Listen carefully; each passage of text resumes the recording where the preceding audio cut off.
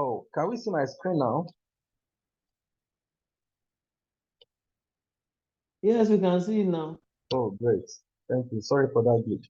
So, we want to look at certain terms that we commonly use, I mean, or practices in conflict management. We have dispute settlement, conflict resolution, conflict management, and conflict transformation. Uh, what do they mean? What is the principle, or what are the principles guiding or underlying each? Terminology that dominates a field or discipline evolves with changing conceptual processes of its practitioners. In other words, the way we use or we practice certain terminologies continually redefines their meaning. And in the field of conflict resolution, conflict management, this is constantly happening. Uh, we made a distinction between dispute and conflict at the first module, in the first session. We said dispute is over negotiable interest and is simpler to conflict. Conflicts usually are longer, they last longer, and they sometimes are over non-negotiable issues. And that in a particular conflict, you may have series of disputes. You may have series of disputes. Therefore, when we talk about dispute settlement, it refers to working out of a mutually satisfactory agreement between parties involved. Sometimes the parties do it themselves. Sometimes they need a third party, a conflict manager like you and I, to help them arrive or reach this mutually satisfactory agreement. Dispute settlement is primarily concerned with upholding established social norms, right and wrong. The purpose is to bring that dispute to an end, sometimes without necessarily dealing with the fundamental causes. So the major difference between dispute settlement and conflict resolution is that conflict resolution go deeper, want to address the underlying causes. So when you go into a family dispute where the husband and wife fighting, name calling, beating, dispute settlement is to say, stop this. Don't abuse your husband again. Don't beat your wife. Don't deprive your husband. Don't deprive your wife. See, how do you ensure you don't do that? I will be doing this. I'll be doing that.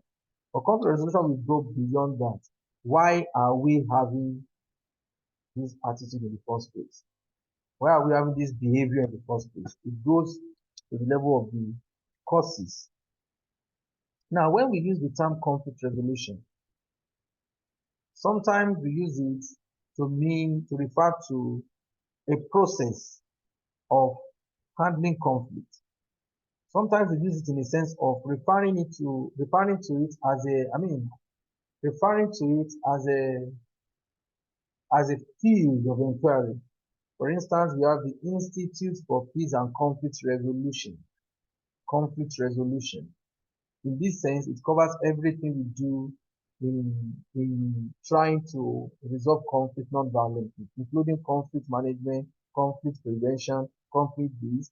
In fact, initially, our field was called peace and conflict, peace and conflict resolution. Conflict resolution was developing on its own as a subfield. Same with peace studies. Then we now have peace and conflict studies, peace and conflict resolution. However, nowadays, we are getting to limit its usage to the process. Conflict resolution as a process, not as an academic field. Some people still do that, but it's not as popular as it used to be. Okay, conflict resolution refers to effort to address the underlying causes of a conflict by finding common interests and overarching goals of the parties. So when you resolve conflicts, you are looking at the underlying causes of the conflict in order to identify interests of parties, their overarching goals, so that you may identify um, common interests. It includes fostering positive attitudes and generating trust through reconciliation initiatives and building or strengthening the institutions and processes through which the parties interact peacefully. So in conflict resolution, parties of the conflict, they are made to recognize the interests, needs, perspectives, and the need for continued existence of the other party. The most effective forms identify the underlying cause of the conflict and addresses them through solutions that are mutually satisfactory, self-perpetuating, and sustainable. That is the best form of conflict resolution does all those things. Conflict resolution can be practiced with a variety of emphases, including but not limited to cooperation, non-confrontation, non-competition, and positive sum orientation. In other words, removing the parties from their polarization towards negative energies, negative orientation towards a more positive sum orientation, like win-win, moving them from win-lose, lose-lose, from using competition style to more of collaboration, cooperation style in resolving their conflict. Because whatever solution or resolution or agreement must be mutually acceptable to the parties. So must be mutually satisfactory to the parties. And one of the techniques we use in ensuring that is mediation, in which process parties are the ones that will come up with solutions. We may inspire them, but they come up with the solutions to their problems. And once they are the ones that come up with the solutions, they hone the outcome, they hone it, rather than we handing down to them what we think should be the solution. Once parties are part of the solution, they are more likely to abide by the agreement than when the agreement is handed down to them by superior. So conflict resolution often requires a more analytical problem-solving approach than dispute settlement. The main difference is that resolution requires identifying the causal factors behind the conflict and finding ways to deal with them. Dispute settlement simply aims at ending a dispute as quickly and amicably as possible. Hence, it is possible to settle a dispute that exists within the context of a larger conflict without resolving the overall conflict. This occurs when a dispute is settled, but the underlying causes of the conflict are not addressed. Another term is conflict management. It involves the control, but not resolution, of a long-term or deep-rooted conflict. It's like freezing a conflict. Conflict management is the approach taken when conflict resolution seems to be impossible. Yet, we need to do something. Sometimes you cannot resolve a conflict immediately, but we need to freeze it, as it were. Because we don't want violence to continue. We don't want an exacerbation of the conflict. We don't want increase in hostility. So, for instance, peacekeeping or ceasefire. These are conflict management strategies or methods. The goal of conflict management attempt to manage the situation in ways that make it more constructive and less destructive. The goal is to intervene in ways that make the ongoing conflict more beneficial and less damaging to all sides.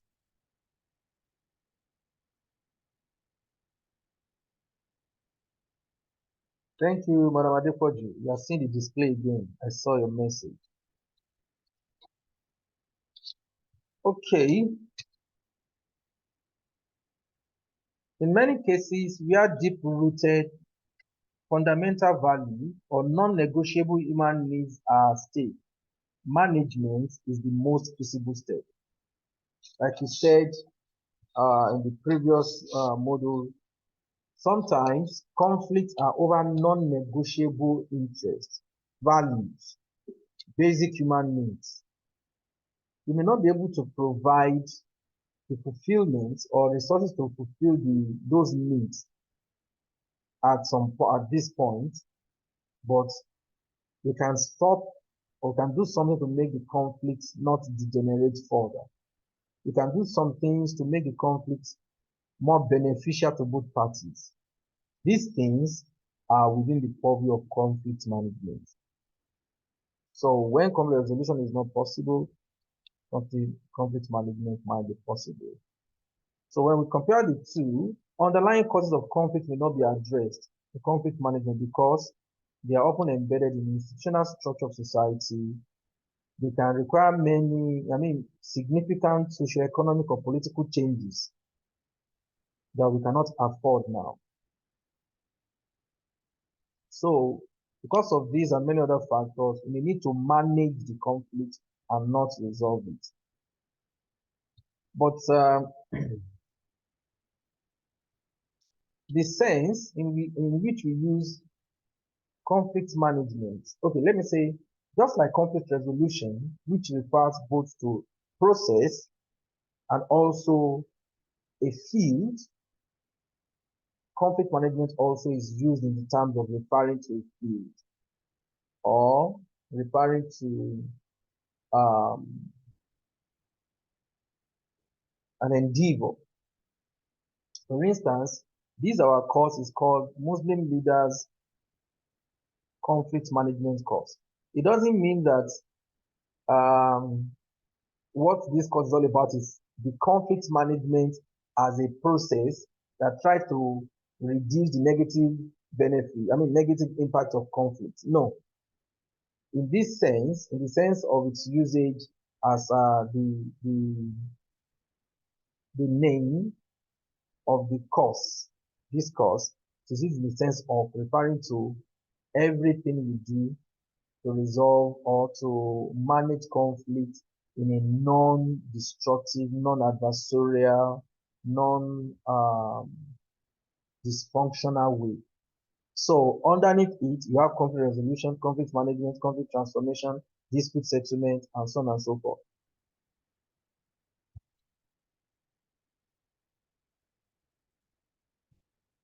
Conflict management involves the control, but not resolution of the yes, I've said this. It supports the longer-term development of societal systems and institutions that enhance good governance, rule of law, security, economic sustainability, and social well-being, which helps prevent future conflict. So this course we are doing is a conflict management course because we are building individuals' capacity, we are building leaders' capacity to manage conflict within the organization, between the organization and others, and between people that are not even connected to the organizations at all. So it's part of infrastructure. You, the participants, you are becoming part of the infrastructure of peace in the society. Some of you are in such position to say that policy on conflict management be put in place in your organization, in your religious groups. Like say you want to have conflict management committee, you see, developing institutional capacity is part of managing conflict. Okay, conflict transformation is a long-term thing. Conflict transformation is deeper than the other three. that we have mentioned. It's far, far deeper, and it combines the other three. What I mean is that in conflict transformation, you get to do dispute settlement of some dispute, you get to manage some conflict, you get to resolve some conflicts. But beyond all these three processes and activities, you still have to do a lot more to make it conflict transformation or to transform a conflict. Conflict transformation pursues the development of change processes which explicitly focus on creating positives from the difficult or negative. You see, right from its orientation, right from its perspective of conflict, conflict transformation is different from others because it sees conflict, it has a positive orientation towards conflict. It sees conflict as possessing the energy to drive positive change. It sees conflict. You see, there's this popular thing we talk about nowadays. We say waste to wealth, waste to wealth. Wastes are generally seen as something not good, something undesirable. Nobody wants others to make their front door or their compound waste disposal site or waste dump hill. No, we don't want waste around us. But supposing you know that for every kilogram of waste, maybe of synthetic waste, dump at the front of your house, for every 1 kilogram, you can convert it to 12 kg of natural gas or cooking gas. For every 1 kilogram of nylon, plastic, this one, styrofoam, my old mattress, and so on and so forth, that people drop in front of your house. You have the technology to convert it to cooking gas. Many of us will invite people to come and be dumping such waste in front of our house. You may even be paying them money. Because you know that a 12.5 kg cooking gas is expensive. Maybe it's 10,000 naira now. And you can give children 1,000 naira and they will gather 5 kg of materials for you. What changed?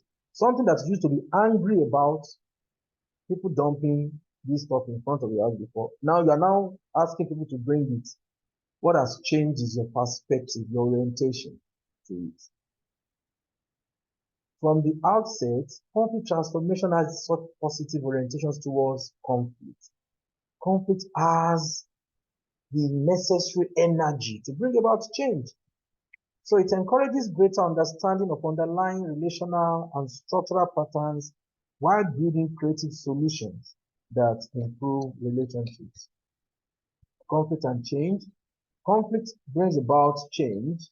It impacts situations and changes things in four ways, four nodes. The personal level, the relational level, the structural, and the cultural level.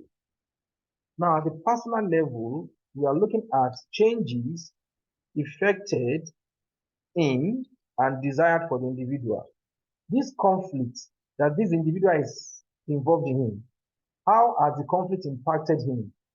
How do we want the conflict to change him? At the level of knowledge, cognition, feelings, emotion, perception, and spiritual aspect of his experience. As is in this conflict, how can we use the opportunity of this conflict to teach him about conflict and conflict management? How do we use this opportunity to change his emotions, his perspective also about conflict? You see, that's the positive orientation that we want. That conflict transformation takes into changing people at the personal level. At the relational dimension, also, how has this conflict affected the relationship between this man and this woman? And how do we want these conflicts to change their relationships? So, issues of emotions, power, interdependence, communication, interaction are central here. So, when you are using conflict transformation approach, the the perspective is different, is deeper. Your engagement is deeper. The time you will spend when you use the conflict transformation approach is longer because you are expecting a more lasting, a more sustainable, a self-sustainable solution. In fact, in conflict transformation, you want to deliberately empower the parties so that they handle their current conflict and they are more able to handle conflict in the future. You want to convert them to a conflict manager. You want to change their structure. You want to change the relation, the structure on which their relationship is based. If it is a communal conflict, you want to change the structure on which the society, the social structure, the organization, the institution, the structure on which they are built, on which they are sustained. So we are seeing it as an opportunity to do that. And looking at how has conflict impacted on the structure and what kind of change do we want this conflict to bring about? How can we use this conflict as an opportunity to change certain structural things? The cultural dimension refers to ways that conflict changes the patterns of group life, as well as the ways that culture affects the development of processes to handle and respond to conflict. So, how does conflict impact? How has conflict impacted on this culture, and how has the culture impacted on the conflict? But ultimately, how do we ensure that we have something better than we had before the conflict? Conflict transformation is therefore a process of engaging with and transforming the relationships, interests, discourses, and if necessary, the very constitution of society that support the continuation of violent conflict. So in conflict transformation, you want to change the whole context. You want to use the opportunity to empower the husband and the wife. You want to change their orientation about conflict. You want to put in place in their relationship structures and processes that will ensure that their dispute will no longer turn violent. So we want to address the structural roots of violent conflict. We want to change the patterns of behavior and create a culture of non-violent approaches to responding to their conflict so that they will no longer see violence as an option. We want to create a culture. We want to create structures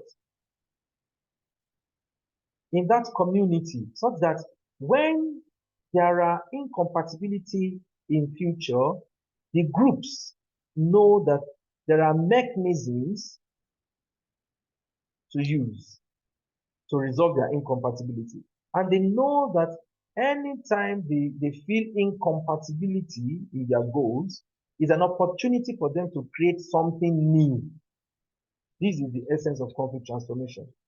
It proposes an integrated approach to peace building that aims to bring about long-term changes in personal, relational, structural, and cultural dimensions.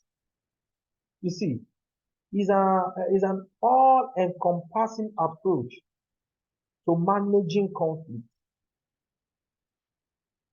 Conflict transformation, as we shortly see when we compare it with conflict resolution, we see that it's not only about ending what we don't like, it's also about creating what we desire. It also recognizes local capacities for peace. Now let's compare conflict resolution and conflict transformation. You see, the key question in conflict resolution is that how do we end something not desired? For conflict transformation is how to end something not desired, something destructive, and build something desired. You see, the focus of conflict transformation, content, it focuses on the content to achieve an agreement. Is content. Now, conflict transformation focuses on relationship. Relationship. The purpose of conflict resolution is to achieve an agreement and solution to the present problem that is creating the crisis. The purpose of conflict transformation, on the other hand, is to promote constructive change processes, inclusive of but not limited to immediate solutions. We take up immediate solutions and also we envisage future solutions. So we create appropriate context, appropriate infrastructure to be able to take care of future occurrences of conflict in a non-violent way. How do we develop the process in conflict resolution? The development of the process is embedded and built around the immediacy of the relationship where the present problems appear. In conflict transformation, it is concerned with responding to symptoms and engaging the systems within which relationships are embedded. So you see, conflict transformation, while focusing on the system, it engages focusing on the relationship, it engages in the web of systems within which the relationship exists. The time frame of conflict transformation is short term. Conflict resolution is short term. Conflict transformation, on the other hand, is medium to long range. How does conflict resolution view conflict? How does it view conflict? It envisions the need to de-escalate conflict processes. Conflict is something that we need to quickly tame. Conflict transformation, on the other hand, envisions conflict as a dynamic of ebb and flow. That is something, one of those things, like the waves of the sea, is constant. We will always have it ebb and flow between conflict de-escalation to pursue constructive change, that is ebb, and flow, conflict escalation to pursue constructive change. So, see it as more of constructive change process. There are 6 fundamental strategies for conflict resolution. Want to resolve conflict? These are 6 fundamental strategies. First, when you are brought in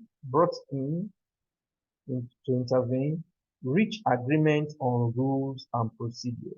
As a conflict manager, once you are called upon, talk with the parties, agree on rules that will guide the process and the procedure. 2, reduce tension and synchronize the de-escalation of hostility. There are some strategies for reducing tension that we spoke about earlier. We gave it an acronym, GRIT. That was maybe yesterday, last session. GRIT, G-R-I-T, G-R-I-T. Part of what to do in GRIT is to reduce tension. Synchronize the escalation of hostility. Number 3, improve the accuracy of communication, particularly improve each party's understanding of the other perception. Parties are in conflict because there is breakdown in communication. One of the things we need to do as conflict managers is to help parties listen to themselves. Help parties understand things from the perspective of the other party. Very, very important. When parties are in conflict, they become polarized in their views. They say things they don't mean. Many times they don't communicate what they really need. They are not able to articulate what they need. They are more bent on attacking, abusing the other fellow. But it's our role. One of the first things we need to do is to create an environment, a space where parties can talk and listen. In some of our courses that, paid courses, there's one that we're introducing shortly. It's called Communications in Conflict. There, we teach people, especially conflict managers, how to help necessary skills to help parties communicate effectively. Large chunk of conflict, a large chunk of conflict is driven by miscommunication. So that's the third thing we do. Make sure that parties communicate clearly. Number four, we control the number and size of issues in the discussion. We control the number and size of issues. We want to focus on major issues. We don't want all the issues. Parties in a conflict may have infinite number of issues, so many issues. Before the conflict, they want to add other ones to it. But as conflict managers, one of our strategies is to ensure that we control the number of issues we want to solve, want to manage now, want to resolve now, prioritize, and then limit. Other ones can be treated later. We cannot solve all the problems at once, many times. Number five, we establish common ground where parties can find a basis for agreement. This step five involves, after we have done our analysis, we are seeing areas where there are common interests. We have seen areas where we can fulfill certain needs. That is where we now, and it involves a lot of creative thinking from our part. It involves a lot of generating options with the parties, either in caucus, that is separately, or in plenary when we bring all the parties together. This involves some set of skills that one will learn, that conflict managers need to learn in negotiation and mediation, especially the aspect of negotiation where we talk about brainstorming and generating options, which calls for creative thinking on the part of the conflict manager, Don't forget that as a conflict manager, you will necessarily help parties generate options, beautiful options that will eventually be part of the agreement. We are not talking about conflict managers handing down suggestion now. No, handing down instructions. You may suggest. Sometimes parties, through our inspiration, they discover it themselves. Through our analysis, they get the brainwave. And finally, we need to help parties package their options. In Nigeria, we say everything is packaging. Everything is packaging. Yoruba people will say Pelela ko Olabo. If a party is handing down Akopele, you can help them to make it Abopele. Male, sorry, female, sorry. Female, sorry is gentler. So, we help them to present, not embellish now, just to wrap it in a way that will be acceptable to the other party. So, these are the things we do under each strategy, each agreement on rules and procedure. These include determining the sites for the meeting, setting a formal agenda, determining who attends and who does not, setting time limits, setting procedural rules, and listing some do's and don'ts. Like, you don't want you to put on your phone, you cannot interrupt the other fellow when he's talking. You are allotted equal amount of time to tell us your story, the side of the story, and so on. Okay, reduce tensions and synchronize the de-escalation of hostility. We need to tell people to watch what they say. outbursts of anger, to watch how they talk to people about their feelings, to watch who they talk to. We need to separate the parties. When we bring them together, we want to crack jokes. But apart from cracking jokes, this understanding the language of conflict through metaphor, you can use it as an icebreaker.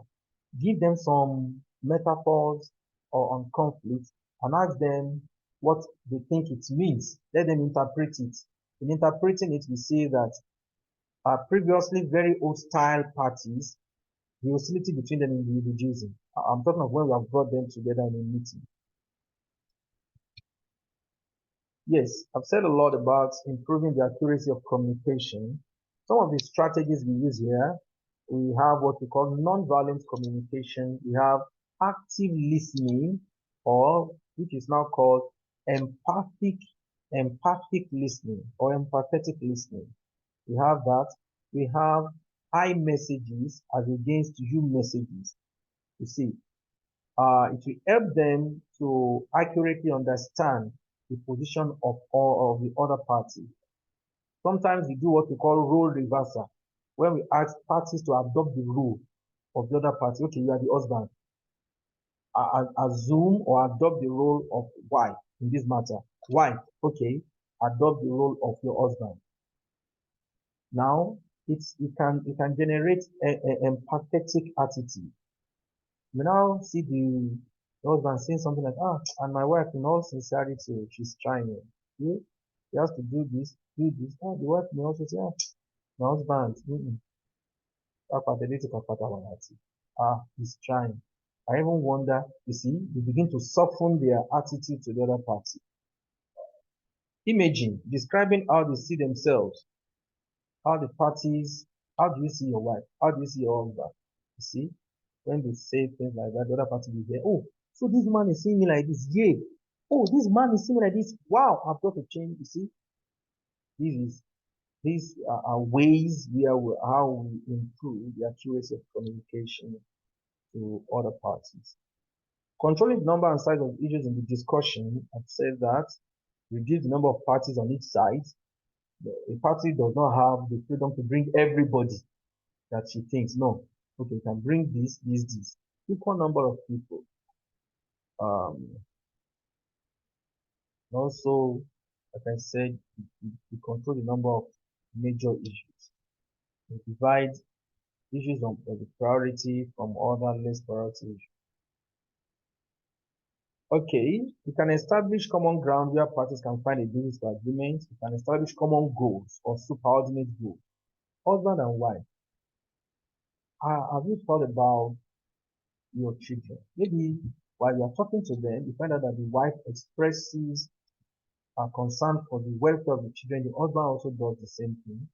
Then when you bring them, kind of, you see, for the sake of these children, that's a common goal and subordinate goal that transcends the individual interest of the parents. Can establish common enemies. Common enemies. Common enemies here may not be individual. It may be a situation. If the two of you break now, your children may not have good education. You see, your children may suffer this, may suffer that. If you go to court, you don't know who the court will say should have the custody of the children. You see, I mean, so many things can be identified as a common enemy. Also, we can identify common expectations for them, manage time constraints and deadline, reframe the parties' view of each other if they are seeing the worst in themselves before, but now can help them and can finally build trust through negotiation process. Finally, we see strategies to enhance the desirability of the options and alternatives that each party presents to the other. Give the other party an acceptable proposal, ask for a different decision, sweeten the other rather than intensifying the threat.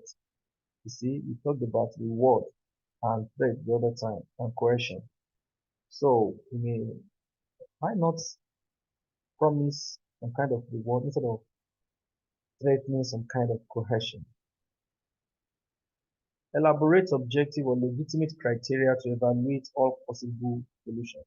So sometimes conflict manager we may need to introduce some objective criteria to certain issues. And in doing this, we may need the opinion of experts on those things. For instance, a case of you don't hit my car. Oh, you hit my car, you bash my car from behind. Oh, that's bumper. It cost, I will collect 50,000. Anything less, I will not agree. Can call an expert panel beater and painter. By the time they evaluate, they say, this thing should not be more than 15,000. See? Objective and legitimate criteria. So you say, okay, they give you 15,000 because you have made consultation here and there and there. It should not be more than. But at most, let them give you 20,000. It may lead to shifting of brand value. So with that, we come to the end of the sixth slide, and I think going by our timetable, this is 4. This past 4. I just permit me, give me like 15 minutes to run through the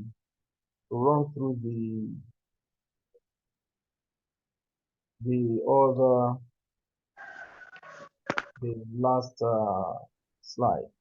The slide is talking about careers and specializations in conflict management.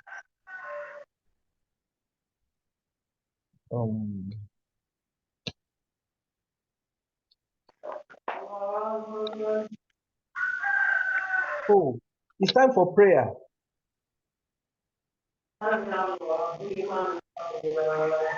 Hello, ma'am. We're going for prayers. Yeah. Oh, sorry, I forgot. Let's go for prayer. Sorry. When are we ending? 4:30?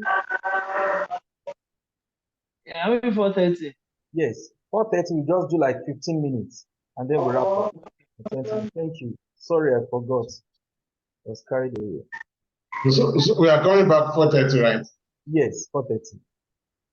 Thank you. Thank you, sir.